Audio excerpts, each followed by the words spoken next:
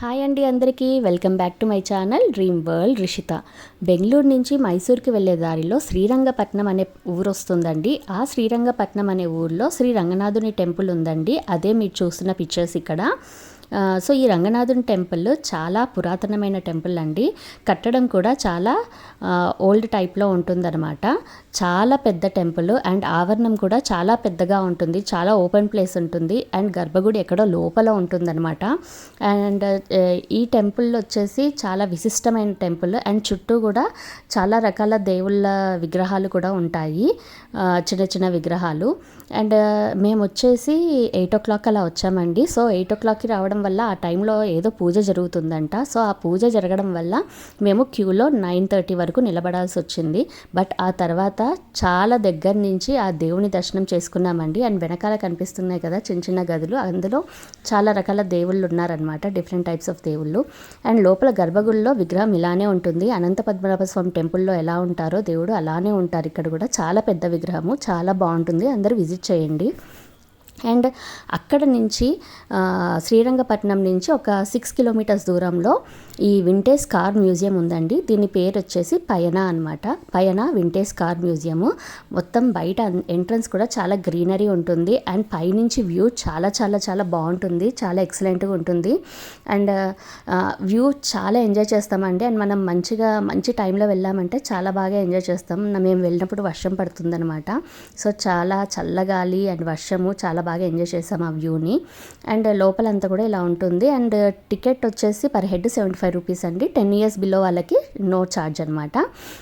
And ఈ founder వచ్చేసి దీనికి డాక్టర్ డి వీరేంద్ర హెగ్డే అనమాట. అండ్ ఆయన యూస్ చేసిన కారు కూడా బయట మనకి ప్రజెంట్ చేశారు, అక్కడ చూపిస్తున్నారు.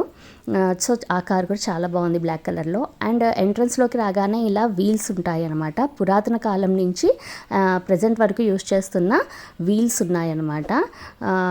చాలా బాగా చూపించారు ఆ వీల్ స్ట్రక్చర్ అంతా కూడా ఎలా మారుతూ వచ్చింది అని. అండ్ ఇలా కొన్ని టైప్స్ ఆఫ్ బుల్లెట్ కార్ట్స్ ఉన్నాయి. అండ్ ఇలా కొన్ని టైప్స్ ఆఫ్ బైక్స్ ఉన్నాయన్నమాట. పాతకాలంలో యూస్ చేసిన బైక్స్ నుంచి ఈ కాలం వరకు ఉన్నవి. అండ్ నియర్లీ 2010 వరకు ఉన్న బైక్స్ ఉన్నాయి.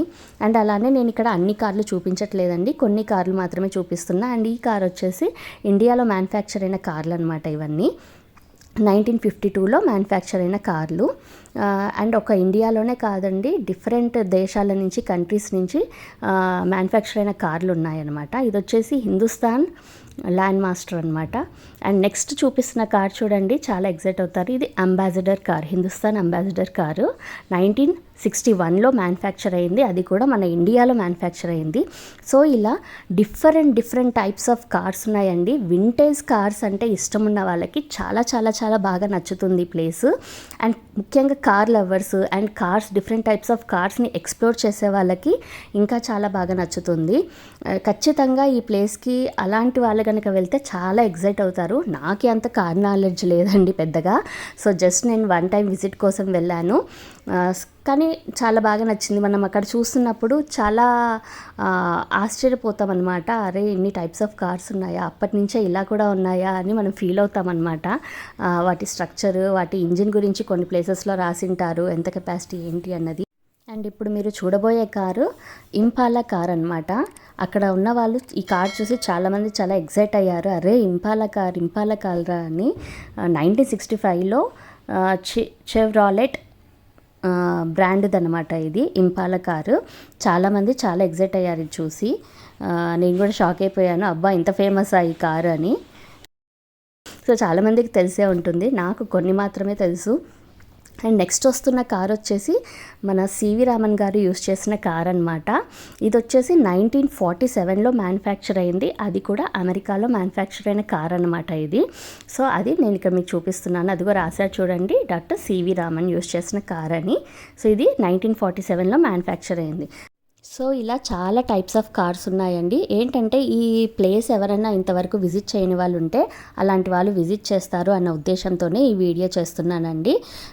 తెలియని వాళ్ళు చూస్తారు అండి. అండ్ వింటేజ్ కార్స్ అంటే ఇష్టం ఉన్న వాళ్ళు విజిట్ చేస్తారని. అండ్ అక్కడ ఫుడ్ కోర్ట్ కూడా అవైలబిలిటీ ఉంది.